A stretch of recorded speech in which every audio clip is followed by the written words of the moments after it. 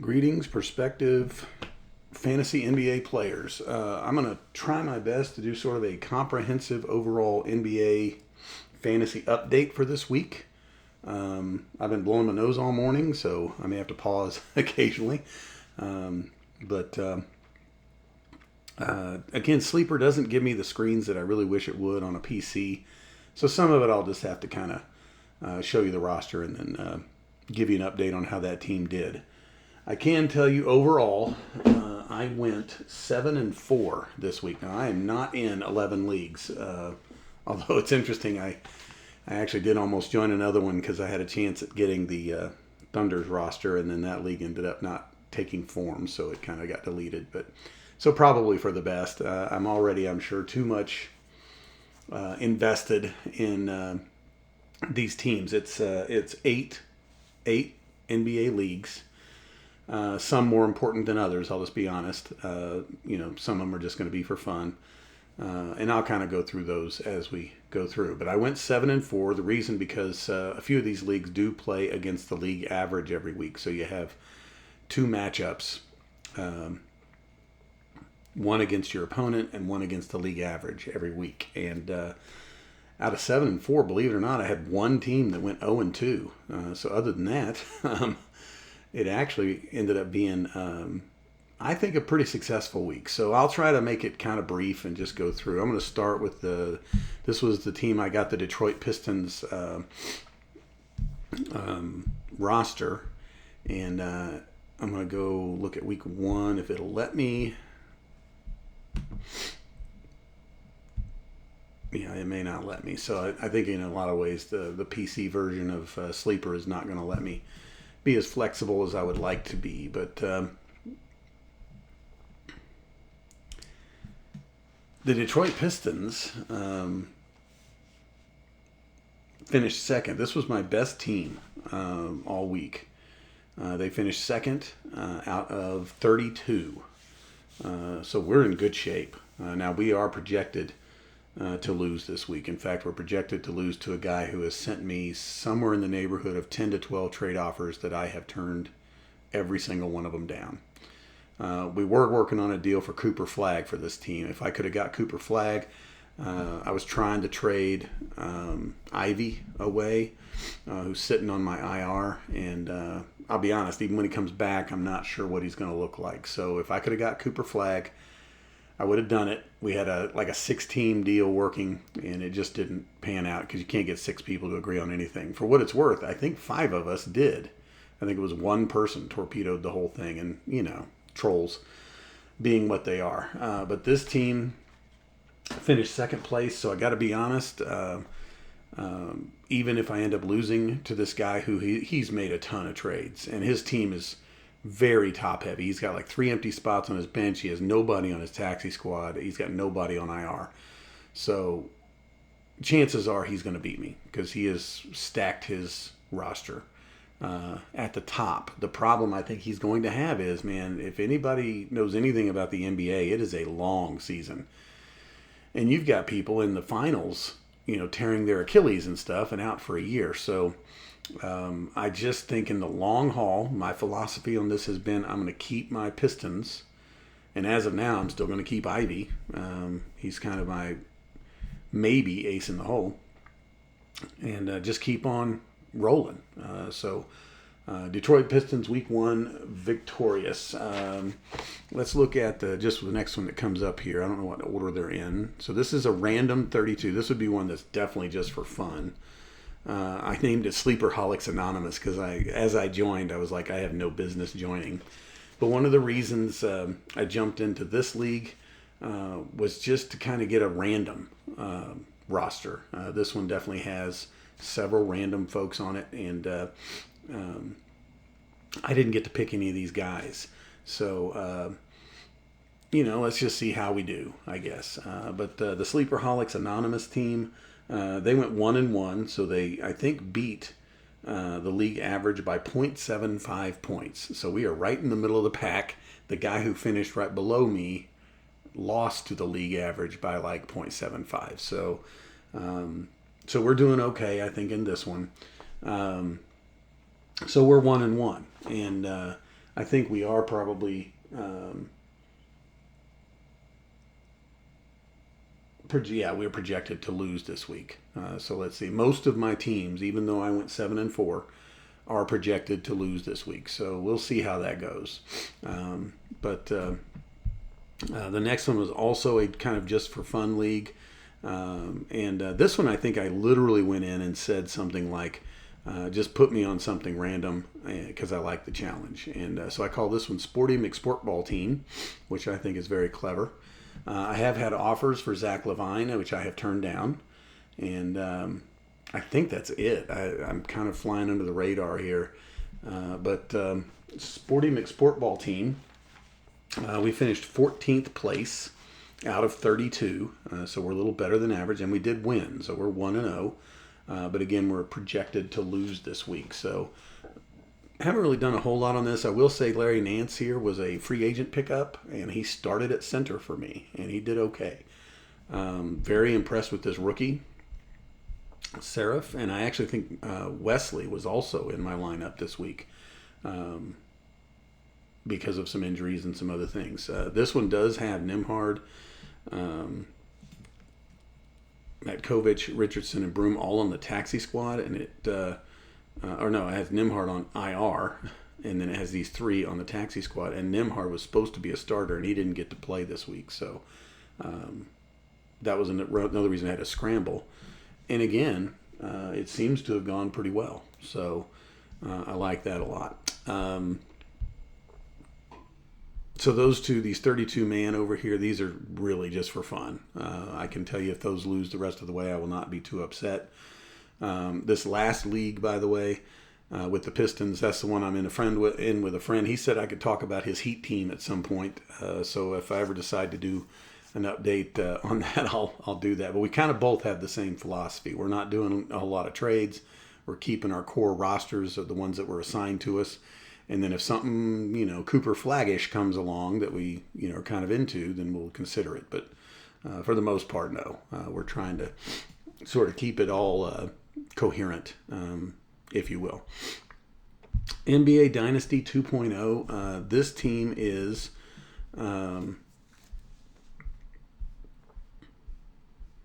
trying to remember.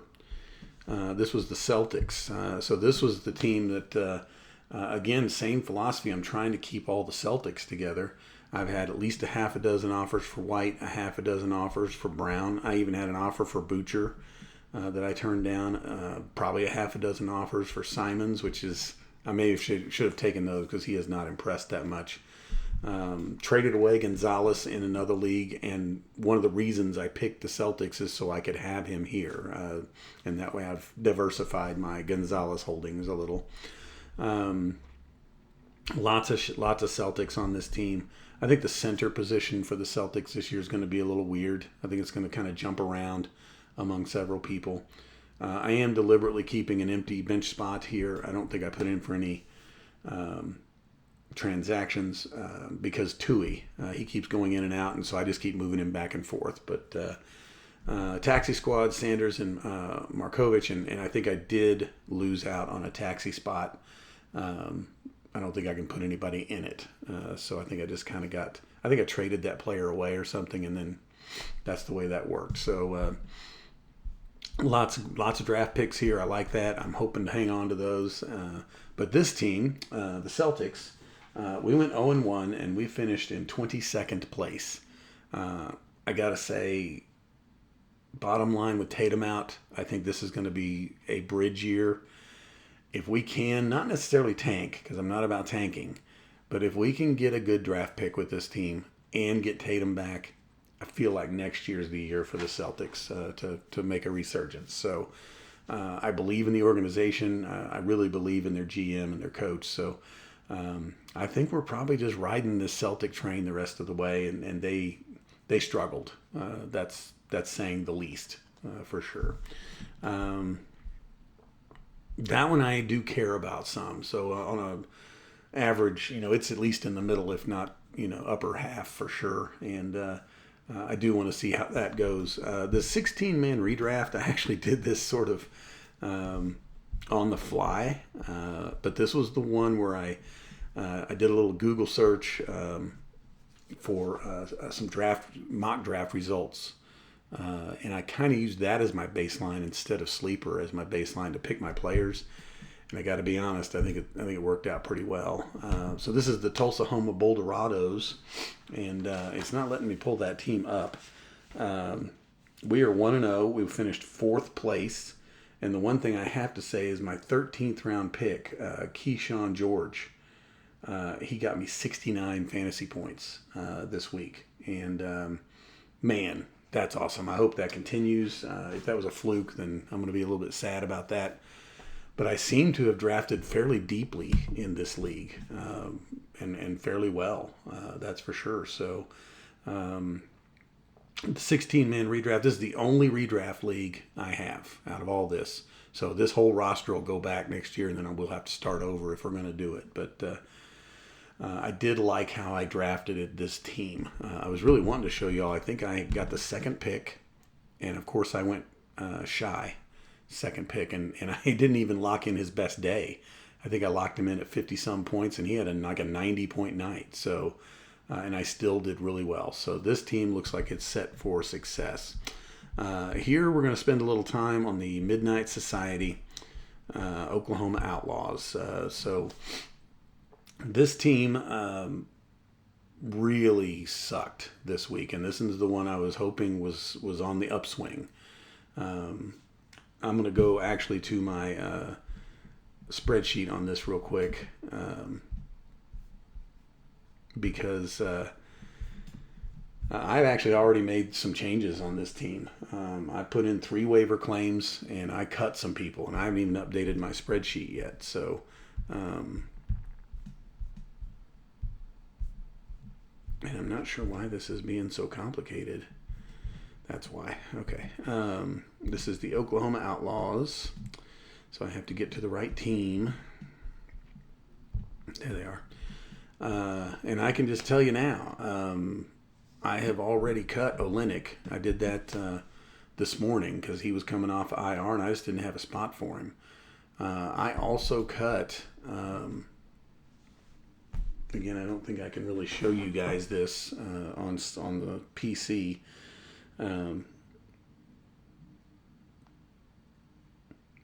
In the past on this league, I can tell you one of the things that I've really tried to do is just hang on to people. Hang on. Because there wasn't a whole lot of options. So it was pretty much buy in on a 6% rostered player and hope they get an opportunity or hope they get better. This year, I'm not planning on doing that. If someone's not doing the job and there's someone out there who might, I'm going to keep roster churning until I hit on somebody who's consistent. But I just did 3. I was the only one in the league who put in waiver claims. I picked up Landale, Jacques Landale, center for Memphis, and I dropped Tillman, who is in part of that Boston weird center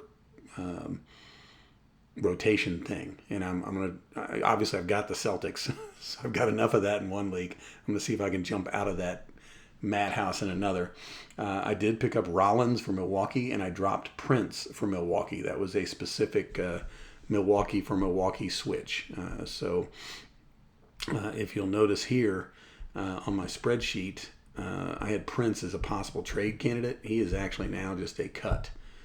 He is out, and so what I'll usually do is take out the roster percentage and take out any projections or anything like that. Actually, that's not something I wanted to do, so I already took out a column that I forgot about, but I'm going to take out the roster percentage. I'm going to take out, where I think they're going to be. So I took out him, and then I cut this Bogdanovich guy, which I really didn't want to do, but because I got him in a trade, but he sucked this week, and he's been hurt, and I don't know what he's going to do. And this was the perfect example of I don't want to deal with the guy who I just have to keep guessing. So I did cut him, and the 3 guys I picked up a rookie, Sion James, who I actually have on some other teams. I picked up Ryan Rollins for the Bucks because he came in and did a really good job, and I picked up Jacques Landale. He's a young player who I have had on this team before, and maybe with Memphis he's getting a better shot because I think he's been on the Houston Rockets for a while. But I have gotten rid of some dead weight. I think I actually even got rid of Barlow here. Let me look real quick.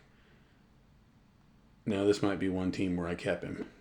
Yeah, Barlow's someone I picked up, and I guess I'll wait and see for one more week. But I think he's probably on IR too, so which lets me have a little more time to think about it. But he's one that's a candidate to be cut, that's for sure. And then I cut Tillman, so there's another one I can change. So on my spreadsheets, I don't do this on all of them, but this one's one I kind of started doing it this way, so I'll try to continue. Is the ones that I'm trying to trade, I'll make them yellow. The ones that I'm thinking I'm going to keep, I'll keep green. But I don't just use that as a definitive decision maker. If I'm really waffling on a couple of players, then I can use this as a guide. But this year I intend to go with a little bit of my gut, and especially if we're going to start 0-2, it's already time to make some changes. So we'll just do that and see how it goes. But so I'll update this with the new players. Notice all the players that have been on this team, and this roster is gigantic. I mean, that's a big roster. If you look at all those players who are already colored on that. So yeah, really disappointed in the Midnight Society team. I will say Edgecombe here was on my taxi squad, and I immediately moved him up after seeing him play the first night and put him in my starting lineup, and he did okay. So I think Edgecombe's going to help us out there. Podziemski was disappointing. Suggs was kind of hurt all week, so he was hard to figure out. George was hurt all week, so that was hard to figure out. I do have Vanderbilt in the lineup for now. We'll see how that goes. Aaron Gordon went off, and of course I didn't have him starting that night because he was just not projected to do that well, and then he did. But this Puelto was very disappointing, and I didn't even have Lively in my lineup last week either. So I think over the course of time we're going to get this worked out and figure out who we can depend on and who we can't. And just about every wrong decision that we could make on that team we did. I was going to see, there was one team in particular. It tells you on the weekly report how many good picks and bad picks you did on your lineup, and I had 7 worst picks and I had 2 best picks. That might be the worst I've ever done in this league. I usually am really good at picking the better ones. I would say, again, that's a good thing maybe because now I've got more options. I used to not have that many options, so it was kind of easier to pick who was going to score. Now it's a little fuzzier, so I got to start getting a little better at that. But anyway, so that was the team that went 0-2. Here is... interestingly enough, this is an 18-team dynasty, and we did the draft this year, so I didn't do too many dynasties this year with a draft. In fact, I think this was the only one. But I was in a league last year that ended up like never renewing, and I think this league is taking the place of that one because I think I got an invite from somebody through the chat because maybe they knew they were going to delete that other one and start this one, and maybe... Generally, that means there was somebody in there that was a troll or was giving people a hard time, and they want to end it. They want to send the invites to just select people and then start it up again.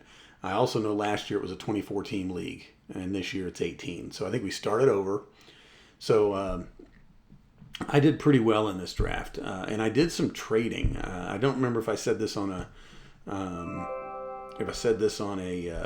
previous video or not, but I actually traded. This is this Bronny James guy who likes to trade a ton, and he's in just about every league that I'm in.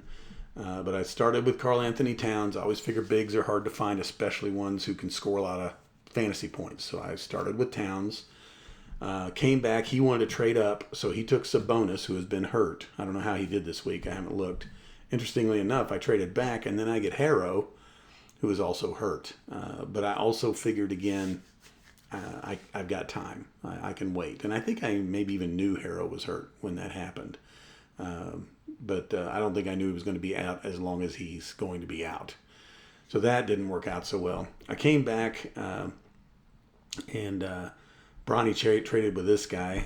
I came back and grabbed Jamal Murray. for Denver. I do live near Denver, and I follow those guys, and I think he's probably going to work out. Here's my White again, and then I came back and took Kobe White, and he's hurt, and I'm really upset by that. I loved the White and the White combo there. I just thought that was going to be awesome. Again, Podziemski, I can't get away from him. Simons can't get away from him. Pritchard can't get away from him. So I just believe in the Celtics and what they're doing most of the time. Caruso also hurt. Filipowski impressed, and I'm very happy about that. He's a second-year player, I think, so really hoping he helps me out here. Here's Connect. He's going to be in my taxi squad for a while. I can't believe I got healed that low, but he's old, so we'll see how that works out for me.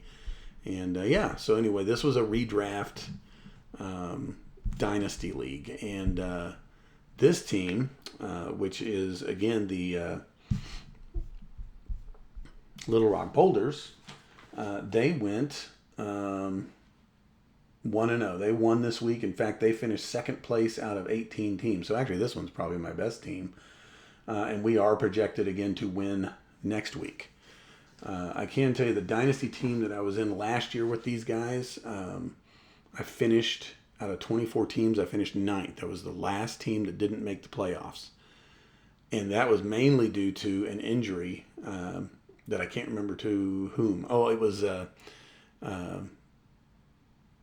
Luka. Actually, it was the trade, and then there actually still was an injury. So I still finished 9th in that league, and I have a feeling this team is set also for a playoff run. That other one didn't make it. I think this one might. This one's set up really nice, so I like it a lot. And then I think I only have one more. And that would be the league. And this was, again, the team that I took over. And I made the trade for Curry, and I made the trade for Draymond Green. And I was supposed to get Flag, and I didn't get him, and all that. This team, Oklahoma Supersonics, they went 1-0. They finished 14th place out of 24. We are projected to lose this week, which I'm a little hesitant on. I did receive an offer for Riseacre this week, and I turned it down. I think we're going to keep Riseacre, and of course now he's hurt. But here's Filipowski again. I'm really thinking on this team what I'm going to have to do, and this is something maybe for people who are doing the rebuild or people who are doing the hang in there mode with my Boston team. Every Monday tonight, I'm going to put anyone on my roster on that Monday just to see if they go off. And if they do, I'll lock those points in. This is a lock-in league. But don't be afraid then if they don't, which you probably expected they weren't, then you can just switch them back. I think what happens in some cases is you get to the end of the week and you see some places where, you know what, I should have just threw that guy in there just to see what would happen. You need to do a lot of that. And then at the end of the week, if you got like a stud who hasn't done very well and you're kind of debating, where do I put him? How do I work him in? It's not as big a deal if you put, some dude in early who actually exceeded expectations. So we're going to see how that goes. But anyway, so overall, I think I did pretty well. Probably glad I did not end up in any other leagues. For what it's worth, even with the one deleted, there were a couple other leagues I was invited to that I just didn't even try to join. So I did kind of keep it reined in a little. But this is the overall NBA update for week 1. And I'll just plan on putting together something every week just to let y'all know how we're doing. All right? You guys stay safe out there, and I will see you again next week.